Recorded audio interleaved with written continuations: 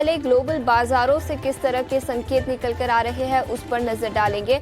अमेरिकी बाजारों में कल दिन की ऊंचाई से गिरावट दिखी और सभी इंडिसेस लाल निशान में बंद होते हुए नजर आए। गिफ्ट निफ्टी की बात करें तो याद रखें 4 दिन लगातार भारतीय बाजारों में तेजी दिखी है और आज भी हल्की सी तेजी के साथ ही ओपनिंग के संकेत निकल कर आ रहे हैं। करीब 20 अंकों की तेजी के साथ निफ्टी 23,220 के आसपास कारोबार करता हुआ। लेकिन अमेरिकी बाजारों से किस तरह के संकेत निकल कर आ रहे हैं, यूरोपियन मार्केट में कैसा एक्शन दिखा, ये बताने के लिए अब हमारे साथ अभिषेक जुड़ चुके हैं। अभिषेक, गुड मॉर्निंग। एक्सेंचर के नतीजे आए, गाइडेंस में भी कुछ रिवीजन किए हैं जिसके चलते पूरे आईटी सेक्टर पर यहां पर भी इम्पैक्ट दिखेगा।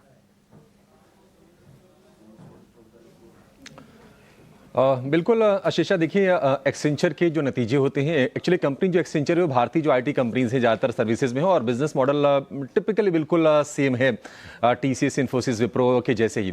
तो देखते हैं कि किस तरह का इंपैक्ट आता है। लेकिन अमेरिकी बाजारों की अगर हम चाल की बात करें तो कल वहां पर हल्की गिरावट के साथ हमने क्लोजिंग देखी है। हालांकि दिन की ऊंचाई से अगर आप देखेंगे तो डाउ जोन्स में करीब 300 अंकों के आसपास की गिरावट आई है और नेस्डेक में करीब करीब 200 अंकों से ज़्यादा की नरमी हमने देखी दिन की ऊंचाई से। शुरुआत अच्छी हुई थी लेकिन अमेरिका में दरअसल कहीं ना कहीं डोनाल्ड ट्रंप ने जो टैरिफ लगाए हैं उसके बाद जेरोम पॉवेल के जो कमेंट्स आए, उन्होंने कहा कि नहीं, इन्फ्लेशन को जो हम मैनेज कर रहे हैं, अब टैरिफ के चलते थोड़ी सी देरी होगी उसको नीचे आने में और इसके चलते एक स्थिति वहां पर उत्पन्न हो सकती है जिसकी आशंका इकोनॉमिस्ट जता रहे हैं, वो है स्टैगफ्लेशन की। स्टैगफ्लेशन यानी कि महंगाई का बढ़ना और ग्रोथ का थम जाना, ये स्थिति होती है। तो इस चीज़ की आशंका है और हमने देखा था कि खैर जिस दिन पॉलिसी आई थी वहाँ की बाजारों में अच्छा उत्साह दिखाया था, लेकिन कल उस पर ब्रेक लगता हुआ दिखा है और आज भी हम देख रहे हैं कि डाउ फ्यूचर, नेस्डेक फ्यूचर हल्की सी गिरावट के साथ ही कारोबार करते हुए दिखाई दे रहे हैं हम। कल तीनों के तीनों इंडेक्स कमजोरी ज़्यादा नहीं रही, लेकिन ऊपरी स्तरों से हमने नरमी उनमें ज़रूर देखी है। मॉर्गन स्टैनली ने टेस्ला के शेयर को लेकर टारगेट घटाया है। पहले टारगेट था 430 रुपए और वो घटाकर कर दिया है अब 410 रुपए। हालांकि यहां से भी पोटेंशियल अपसाइड अभी काफी ज्यादा है। अगर हम इस हफ्ते की बात करें तो अमेरिकी बाजारों में डाउ जोन्स में करीब करीब 1% के आसपास की तेजी हो चुकी है नेट। वहीं नेस्डेक में करीब करीब आधे % के आसपास की गिरावट है, जबकि अगर हम S&P 500 की बात करें तो वहां पर करीब करीब 0.5% के गेन्स हैं नेट इस पूरे हफ्ते। देखते हैं कि आज की चाल किस तरह की होती है अमेरिकी बाजारों में। एशियाई बाजारों से संकेत मिले जुले हैं। जापान के बाजार निकेई एक दिन की छुट्टी के बाद खुला है, करीब 200 अंकों के आसपास की तेजी वहां पर है। जापान में कोर इन्फ्लेशन के आंकड़े आए हैं और कोर इन्फ्लेशन में 3% के आसपास की बढ़त दिखी है। इसके चलते आसार इस बात के बढ़ गए हैं कि बैंक ऑफ जापान की जो अगली पॉलिसी बैठक होगी उसमें दरों में बढ़ोतरी करने को लेकर विचार हो सकता है। चाइना और हांगकांग की बात करें तो ज्यादा वहां पर कोई खास चेंजेस नहीं है। चीन में हल्की तेजी पर कारोबार हो रहा है। वहीं हांगकांग की बात करें तो 40 अंकों के आसपास की, 40-50 अंकों के आसपास की हल्की सी नरमी पर वहां पर कारोबार होता हुआ दिख रहा है। सोने की जो रिकॉर्ड रैली थी, हमने भाव देखे थे $3060 के भी ऊपर जाते हुए, वहां से थोड़ी सी नरमी जरूर आई है, थोड़ी प्रॉफिट टेकिंग आई है सोने में और भाव $3050 के ऊपर नीचे आकर कारोबार कर रहे हैं। कच्चे तेल में लेकिन धीरे धीरे करके स्पाइक आ रहा है। हमने $69 के आसपास के भी भाव देखे हैं, लेकिन अब भाव पहुंच गए हैं $72 के ऊपर।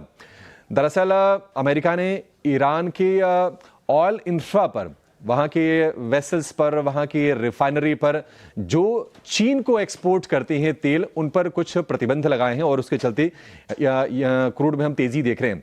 आपको बता दें कि चीन जो है वो ईरान के तेल का सबसे बड़ा इंपोर्टर भी है।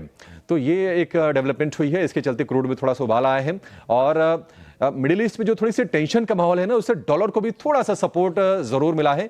डॉलर इंडेक्स को हम देख रहे हैं कि 103.5 के ऊपर जाकर कारोबार करता हुआ आपको दिखेगा। ओवरऑल संकेत कोई डैमेजिंग नहीं है।